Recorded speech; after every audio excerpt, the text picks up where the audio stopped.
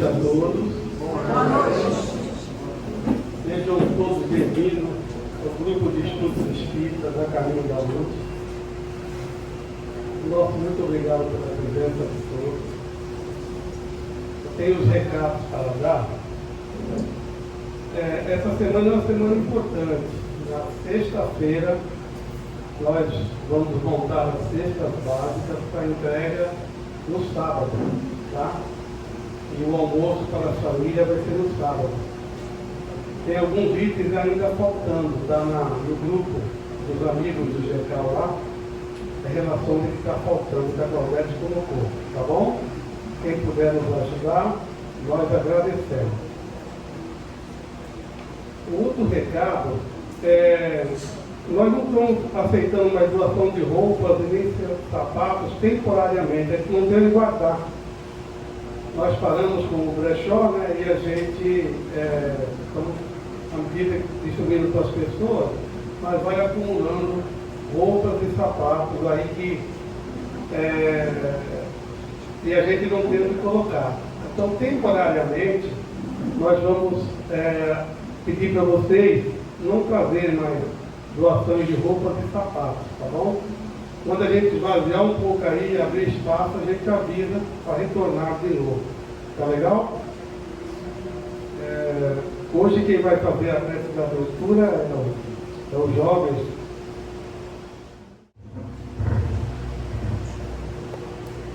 Tesouros do Coração, de José Carlos de Luca. Meus queridos, nossa passagem pela Terra é tão rápida durante a eternidade. É justo que não desperdicemos com questões secundárias, questões que, diante da transitoriedade da vida, assumem uma importância bem menor do que costumeiramente atribuímos a elas.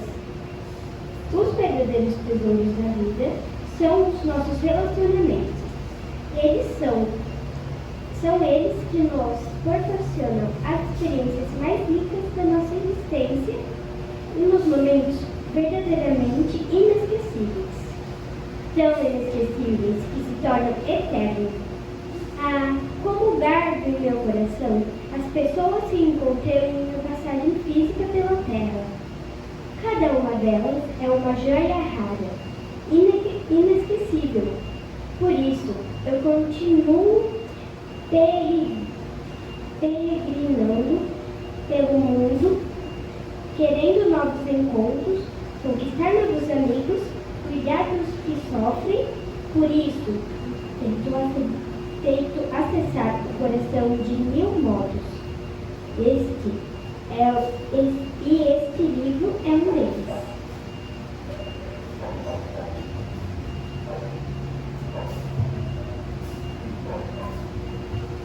Na vida, procure dar prioridade àquilo que você poderá levar quando no seu retorno ao mundo espiritual. Decididamente, não vale a pena deixar este mundo com o coração vazio de amor, tendo se preocupado mais com os bens materiais do que com as pessoas. Recorde-se de que, a partir deste mundo, você deixará compulsoriamente o próprio corpo e todos os bens materiais. Perderá também todo o poder terreno e as glórias do mundo físico. É quase certo que, com o passar do tempo, você será esquecido pela maioria das pessoas com que conviveu. Você só será eterno no coração daqueles que amou. Essa é a razão pela qual afirmei a vocês que ajustassem as riquezas que valem no céu.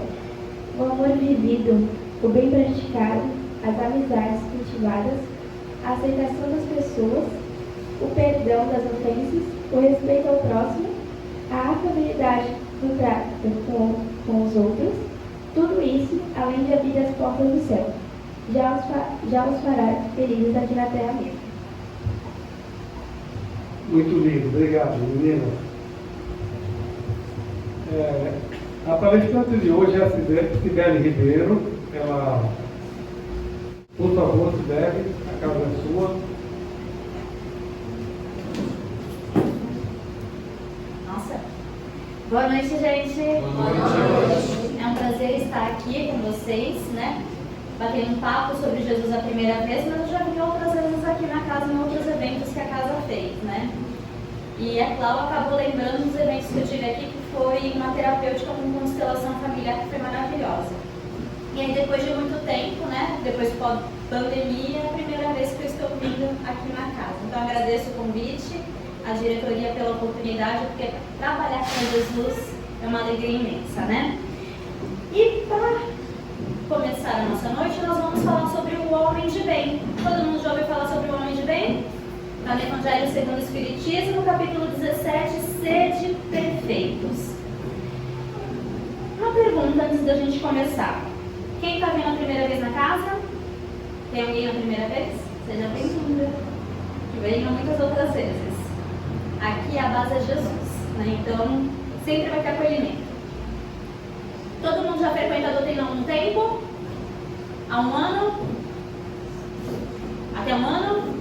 5 anos? 10 anos? Ah, então tá bom. Gente, falar de Jesus é fácil quando a gente já está alinhado com o amor. Quando a gente vai falar de Jesus e ainda está um pouco endurecido, você fala assim, eu não dou conta do recado. Porque um ser perfeito como ele, eu não consigo agir daquele jeito ainda. Quem já se questionou isso? Principalmente na questão do perdão ou da paciência. Assim, fazer exatamente como Jesus fazia, eu não dou conta. Sim ou não, gente? Sim. Pois é. E aí, gente, pensando nisso, a espiritualidade amiga trouxe pra gente a codificação. E veio o Evangelho segundo o Espiritismo nos trazer os ensinamentos de Jesus esmiuçar. Porque eu não sei vocês, a minha origem religiosa foi católica. Com 7 anos eu estava lá fazendo catecismo. Eu lia a Bíblia, gente, eu gostava de ler Mateus e Lucas. Não sei porque rolava uma afinidade ali. Mas eu lia com o dicionário do lado. Porque muita coisa que estava escrita ali na Bíblia, as palavras, eu falava, não estou entendendo o que está escrito aqui. Mas além de não entender o que estava escrito, às vezes eu tinha dificuldade na compreensão do texto. E aí, na adolescência, eu tive a oportunidade de conhecer o Espiritismo. E numa dessas passagens, eu falei assim, olha, tem um trecho da Bíblia aqui que eu não tinha entendido nada. Agora eu estou entendendo mais ou menos. E aí, de repente, eu comecei a ver os livros da coleção do Chico, Fonte Viva, e eu falei, olha, tem aquele trecho também do Evangelho segundo o Espiritismo e da Bíblia, que eu não estava entendendo, agora está fazendo sentido. Então, às vezes a gente faz uma leitura, precisa leituras complementares para a gente fechar o raciocínio diante de algum assunto. E o assunto de hoje, gente, é capítulo Sede Perfeito. Será que a gente pode ser perfeito já? Quem já é perfeito? Tem alguém perfeito? Estamos a caminho, né? Somos seres imperfeitos a caminho do Pai, né? Em processo de aprendizado. Se pudesse, todos nós deveríamos andar com uma plaquinha pendurada no pescoço. Desculpe o transtorno, estou em processo de aprendizado. Porque quem nunca comete suas falhas? Todos nós, né? Todos nós tentando acertar, às vezes erramos. E aí vem Jesus dizendo uma fala assim, que está em Mateus capítulo 5, que é o Sermão do Monte. Eu adoro esse sermão, gente. Sermão das bem-aventuranças, já ouviram falar? Bem-aventurados os pobres de espíritos, os mansos, os pacíficos. Pois é, nesse Sermão do Monte, gente, contém 48 versículos. E nesse capítulo Sede Perfeitos começa com o último versículo, que diz assim: amai os vossos inimigos, fazei o bem àqueles que vos odeiam, e orai por aqueles que vos perseguem e caluniam. Pois se só amais os que vos amam, que recompensas tereis com isso? Os publicanos não fazem a mesma coisa? E se saudai apenas os vossos irmãos, que fazem a mais que os outros? Os gentios também não fazem a mesma coisa? Sede, pois, perfeitos, como vosso Pai Celestial é perfeito. Podemos ser perfeitos como Deus é? A gente pode ser igual ao nosso pai? Sim ou não? Sim. Não. Nós podemos fazer o nosso melhor todo dia. Essa é a parte que nos cabe. Agora, ser igual ao Criador, não conseguiremos, porque Ele está muito à frente de nós. Imagina se a gente tivesse o mesmo poder de Deus. Como seria o caos nesse mundo? De repente, olho para o fulano e não gosto do fulano. Pronto, eu pensei, sumiu com o fulano. Imagina, gente. Imagina o caos. Ah, eu não gostei disso que aconteceu naquele tempo. Vou voltar no tempo e fazer diferente. Olha a bagunça.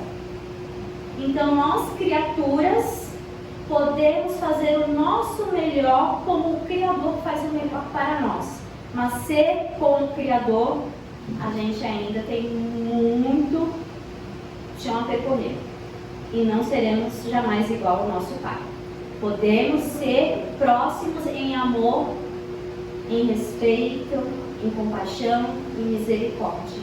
Mas perfeito como Ele é, tem um grande processo aí. Jesus é muito próximo ao Criador, mas Ele não é o Criador. Ele foi co-criador junto desse mundo. E é o nosso governador planetário, né? Mas voltando a esse trecho do Sermão do Monte. Jesus fala assim: se vos cumprimentais somente aqueles que vos amam, vossos amigos, que fazem diferentes dos gentios? Gentios eram aquelas pessoas que não tinham a mesma religião que os judeus. Então todo mundo que tinha a religião diferente deles eram considerados gentios. Então, tipo assim, o que você faz diferente daquele que não é da tua religião? Cumprimentar e tratar bem quem nos trata bem é fácil, né, gente? E quem faz uma criação pra gente? A gente trata do mesmo jeito? Sente o mesmo carinho ali na hora? Pois é, é o nosso desafio. Por isso que Jesus fala que nós temos que ser perfeitos como o nosso Pai. Porque independente do que esteja acontecendo, Ele trata todos os seus filhos iguais. É o nosso desafio. Tratar uns aos outros como gostaríamos de ser tratados. Tanto é que Jesus já facilitou lá pra gente, né? Ele pegou os 10 mandamentos e compactou em 2 frases. Acho que todo mundo aqui sabe. Vamos lá? Amarás o teu Deus sobre todas as coisas e a teu próximo como a ti mesmo. Será que a gente já ama Deus? Será que a gente já consegue honrar as criaturas de Deus, as coisas que Deus criou, e os nossos irmãos como filhos amados de Deus? Será que eu consigo já tratar o outro como eu gostaria de ser tratado? Difícil, né, gente? A gente se perde no processo. Sim ou não? Não. Tanto é que nós nascemos numa família para a gente aprender como é desenvolver o amor. É na família que a gente aprende a ter paciência? É na família que a gente aprende a ter respeito? Ai, melhor escola não tem. Temos lá mãe com 3 filhos. Tem um filho que é ligado no 220, outro calminho. O outro é mais ou menos normal, né? Meio termo. O que é 220 gosta de irritar todo mundo. Como é que a mãe se comporta com esse filho? Eu não sei vocês, às vezes eu dou uns belos com minhas filhas, porque sai dos eixos. Principalmente quando uma tem 15 anos e outra tem 10. A de 15 adora imitar a de 10. Aí fala: menina, para com isso. Não faz isso porque você não gosta que a sua irmã faça isso com você, então não faça. Virou as costas e já está lá fazendo a mesma coisa. E daqui a pouco as duas estão se estapeando. Aí como é que a mãe fica? E aí nisso a gente tem que vivenciar o Evangelho na prática. E é na família que a gente aprende a desenvolver o amor. E uma dessa tríplice aí que os Espíritos falam, que é a benevolência, a indulgência, a abnegação e o devotamento. Vivenciar o amor, vivenciar a caridade é desenvolver essas 4 virtudes. Devotamento. Todo mundo sabe o que é devotamento? É se dedicar à pessoa. É se entregar a uma atividade. E a abnegação? A abnegada é uma dedicação, sem esperar nada em troca. A melhor de todas é a indulgência, gente. Sabem a indulgência? É olhar para o outro como um ser em aprendizado como eu sou. Ou seja, perdoar as faltas dos outros. É olhar para aquele seu irmão, que às vezes já você falou assim, bom dia, tudo bem? Aí ele olha assim para você e fala assim, bom dia para quem? Só se for para você. Já aconteceu isso com vocês? Aí você fala assim, não, mas é bom dia também. Aí a pessoa fica com mau humor. Aí você olha assim para ele, tudo bem. Ele acordou de mau humor. Nem sempre eu acordo de bom humor também. Será que é assim na nossa dinâmica, no nosso dia a dia? Quando alguém não está no estado bom, a gente lembra que nós também, às vezes, não estamos no nosso melhor? A indulgência é entender que nós somos imperfeitos, que podemos errar, e uma hora sou eu, às vezes o outro, e eu devo respeitar o outro nesse processo como eu gostaria de ser respeitado. Simples assim, mas é fácil na prática, gente? E aí nesse roteiro de como vivenciar os seja perfeitos, os Espíritos no item 3 do capítulo 17 dão um roteiro do que é o homem de bem, que é esse homem que já entendeu o amor na prática, já entendeu o que é essa comunhão com Deus. E ele fala que o homem de bem, ele entende que a vontade de Deus é boa e agradável independente do que aconteça. Eu gosto de repetir muito essa parte, que a vontade de Deus, quando acontece em nossa vida, é boa e agradável para nós. Eu falo assim, é boa para espírito rebelde. Eu não sei vocês, mas já teve momentos assim que eu falei, caramba, por que está acontecendo isso comigo? Não é justo acontecer isso comigo. Já aconteceu em algum momento? Mas será que a gente já parou para pensar que o que está acontecendo conosco é o aprendizado necessário que nós precisamos? Que diante daquela dificuldade, daquela situação que nós estamos vivenciando, é o que é necessário para esse espírito da eternidade vivenciar para evoluir. A gente briga com Deus, não briga não? Ou sou eu que bato boca com Deus de vez em quando? Eu comentei com o Luiz que eu vim conversando com Deus porque eu falei assim, ó, o que está acontecendo aí? Me ajuda a entender a situação, porque às vezes falta inteligência. Falta sabedoria para entender os nossos processos. O homem de bem tem fé no futuro. Todo mundo tem fé no futuro? O que vai acontecer está tudo certo? Eu aceito e confio e me entrego? Sim. É vivência da fé. O homem de bem tem uma fé inabalável, porque ele confia no Criador. Paga o mal com o bem. Vem alguém e chutou sua canela. Você fala, Deus te abençoe, meu irmão. Obrigado por ter chutado minha canela. É assim que acontece? Pois é. Tem um caso, eu não sei se foi com Meimei, se foi com Dona Maria Modesto, que ela foi pedir alimento na casa de uma pessoa e ela bateu na porta da pessoa e a pessoa entregou um saco de estrume para ela. E aí ela foi lá, colocou nas roseiras dela e ficou coisa mais linda. E depois ela foi lá entregar as rosas para a pessoa que entregou o saco de estrume para ela. Olha essa coisa linda. O que faria se vocês recebessem um saco de estrume na hora que estão pedindo doação? Pois é. Então a gente vai vendo que nós precisamos burilar muito o nosso ser. Esse burilamento, gente, que às vezes é doloroso, nós não queremos, porque nós somos resistentes ao sofrimento. Nós não gostamos de situações desconfortáveis e desagradáveis, porque só enxergamos nessas situações dor. Não vemos a oportunidade de crescimento. O homem de bem, diante das situações que vivencia, ele vê o aprendizado, aquilo que é necessário para o seu ser. Eu não ia contar isso, mas vou contar. Meu pai desencarnou em julho desse ano. Meu pai, ele teve o primeiro infarto em 94, depois teve mais 3 infartos, teve uma crise de angina em dezembro de 2020, durante a pandemia. E toda vez que ele tinha questões emocionais aparentes, que ele ficava muito irritado por algum problema emocional, o coração era afetado.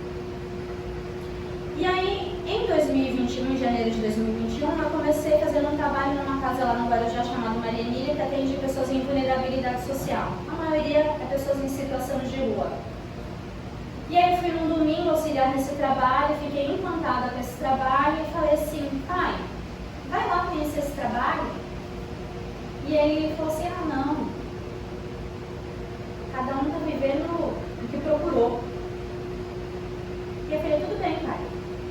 Quando o senhor chegar lá, o senhor vai ver que cada um tem uma história diferente, não é bem assim como a gente já julga. Porque quantas vezes passaram por alguma pessoa em situação de rua e já falou assim: ah, é vagabundo, me perdoem a palavra. Ah, tá assim porque quer, tá assim porque quis. E ele não pensava diferente dessa situação. Em dezembro de 2020 eu vi praticamente o meu pai partindo. Quando eu cheguei no hospital, que ele teve essa crise de angina, eu falei: pronto, meu pai vai desencarnar, vai morrer. Não podia entrar ninguém, porque estava no auge da pandemia, só podia entrar um acompanhante por paciente. Meu marido ficou do lado de fora no estacionamento da Santa Casa. E toda hora que o médico vinha falar comigo da situação do meu pai, ele falava que meu pai estava piorando. Meu pai estava ficando azulado porque não estava conseguindo respirar sozinho, entrou no oxigênio, colocou uma máscara e o próximo passo seria a intubação. Quando o médico falou assim: vou intubar seu pai, eu falei: pronto, vai morrer. Simples assim. O médico virou as costas e eu mantenho a pose de forte, né? Tudo bem, doutor, faz o que é melhor. Quando ele virou as costas, fechou a porta, desabei a chorar. Eu falei: Senhor, ajuda o meu pai, porque se ele desencarnar agora, ele não vai ficar bem no outro plano. Porque quando a gente desencarna, a gente encontra a mesma situação de quando estávamos vivendo aqui. Ninguém vira anjo porque desencarnou. Vocês sabiam disso, né? Então a gente vai desencarnar, vai deixar esse corpo físico, vamos acordar no outro plano, exatamente na mesma condição espiritual de quando estávamos encarnados. Não há milagres. E naquela situação que ele estava, era de uma pessoa em sofrimento muito doente. Não é porque era meu pai que eu vou ficar passando pano.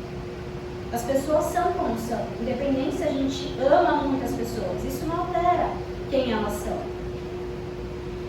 E aí meu pai, entrei em oração e de repente vem um médico e fala assim: olha, seu pai melhorou. Aí eu falei: que bom, Senhor, que ele fique mais um tempinho aqui. Deixa ele ficar mais um tempinho para ele ajustar o que ele precisa. E aí em 2021 eu falei: olha, pai, vai lá conhecer esse trabalho. Ia começar um trabalho de sopa na quarta-feira. E eu falei: vai lá ajudar na sopa, descascar os legumes, distribuir a sopa. Ele falou: ah, não vou não. Não tá fazendo nada. E ele foi.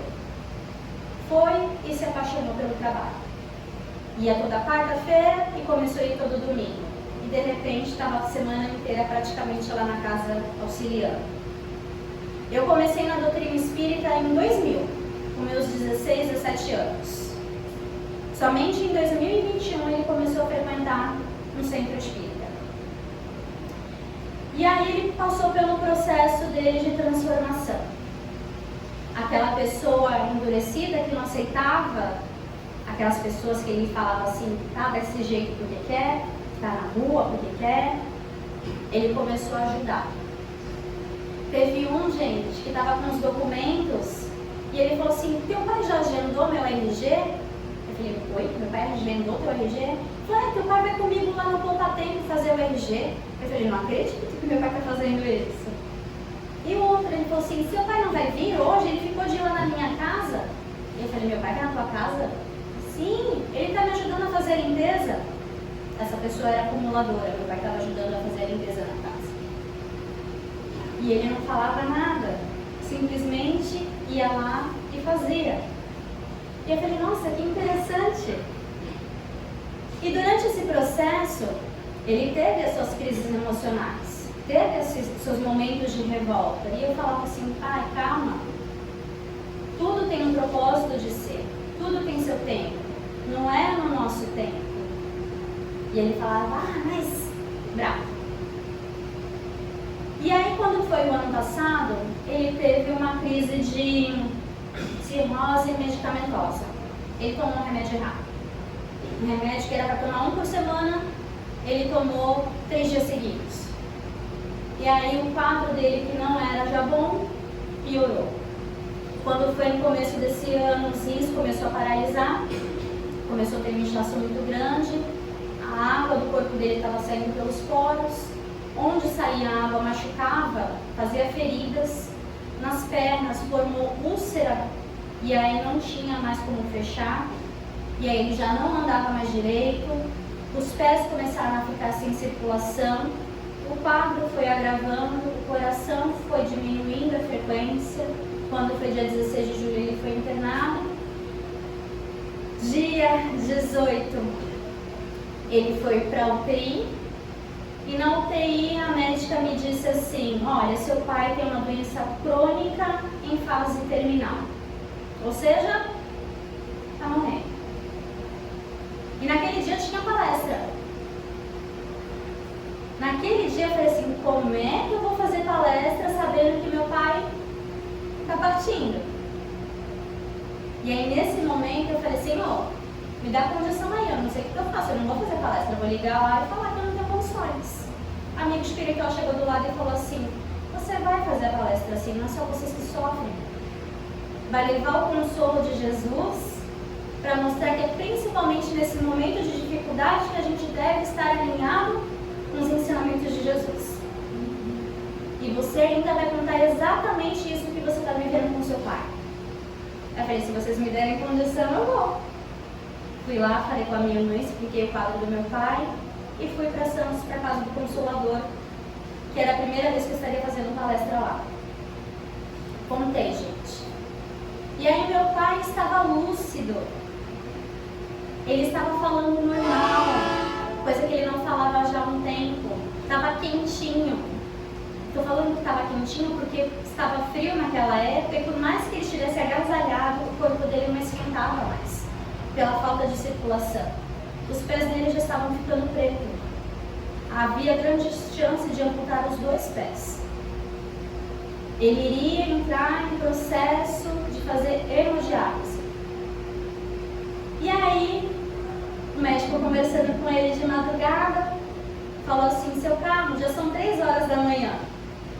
A gente está batendo um papo muito tempo, o senhor precisa descansar.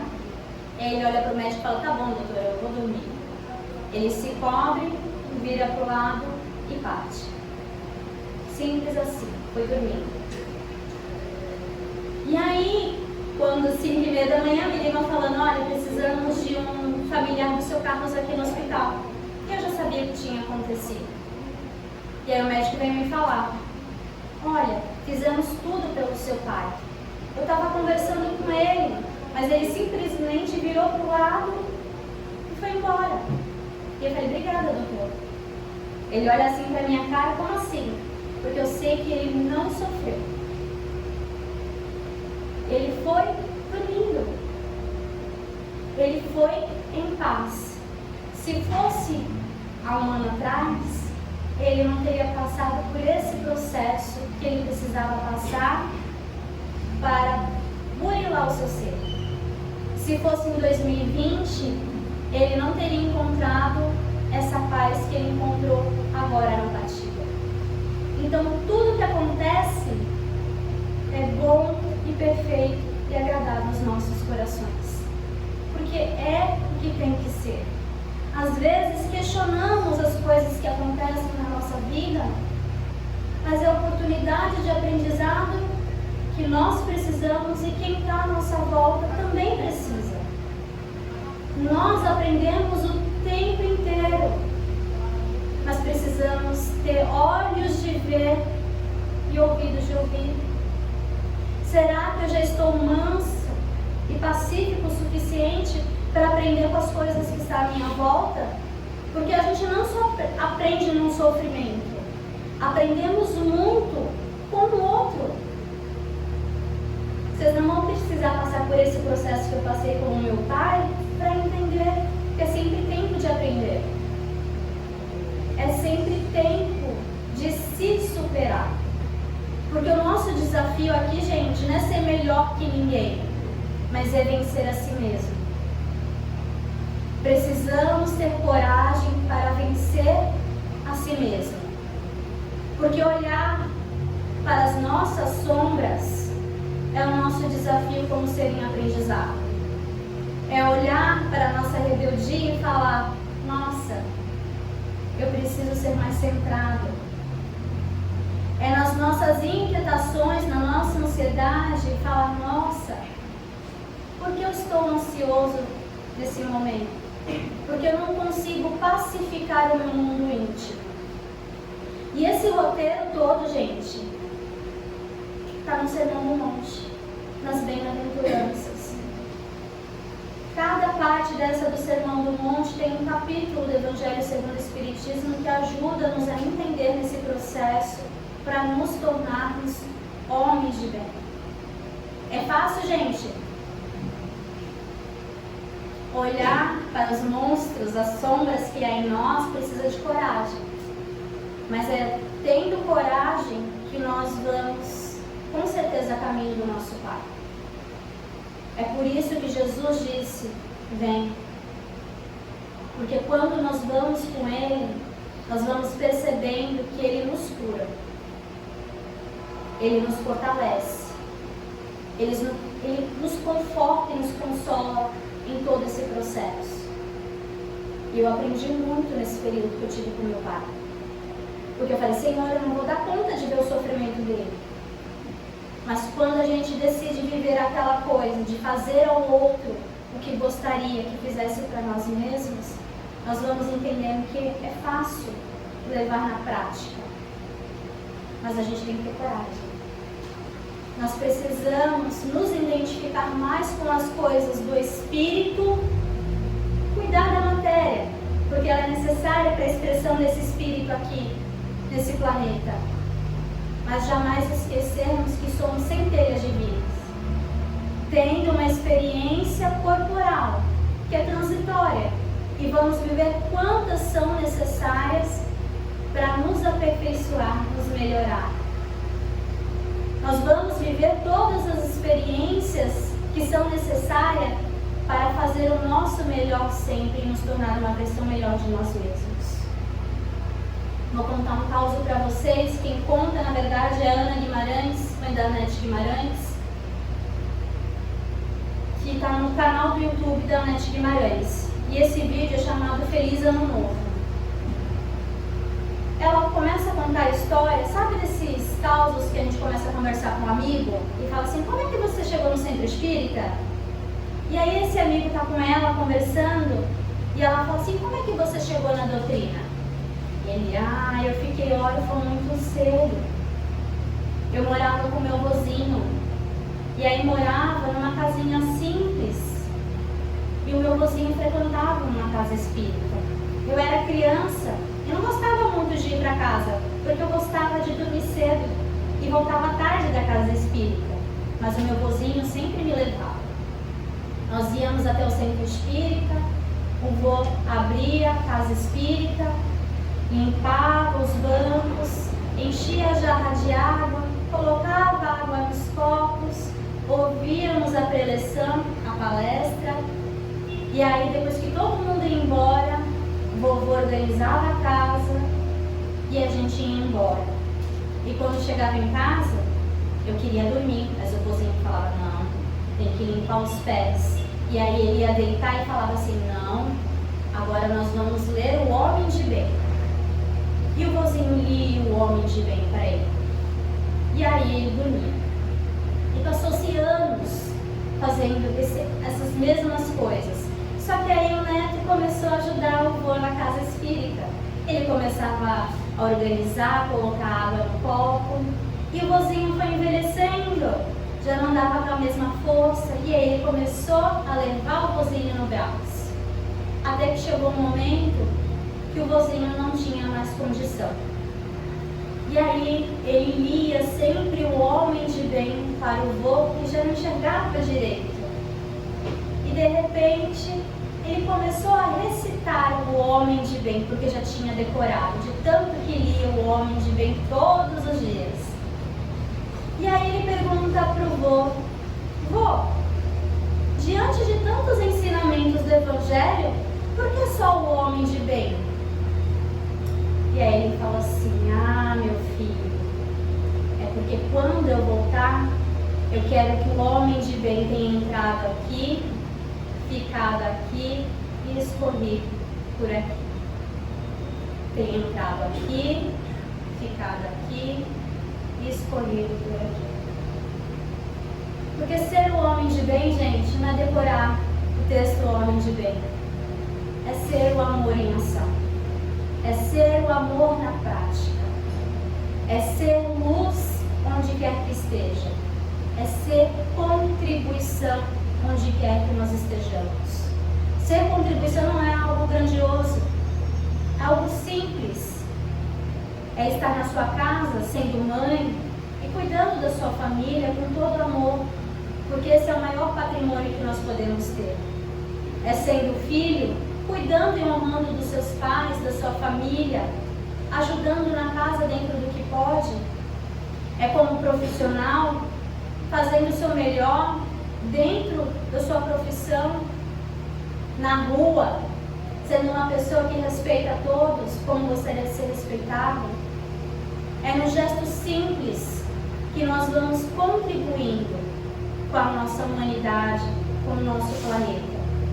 Porque a gente tem que fazer para o outro aquilo que a gente gostaria que fizéssemos para nós. Não muda a receita. Quando todos nós em humanidade estivermos alinhados com essa ideia de que eu devo fazer ao outro o que eu gostaria que fizesse a mim mesmo, nós vamos ter um planeta com pessoas curáveis. Até lá, nós vamos fazendo a nossa parte que nos cabe, que é fazer o nosso melhor um pouquinho a cada dia. Sede perfeitos como vosso Pai Celestial é. Não é ser melhor do que ninguém. É só ser melhor que a si mesmo um pouquinho a cada dia. Obrigada pela oportunidade, gente. Que Jesus nos abençoe sempre.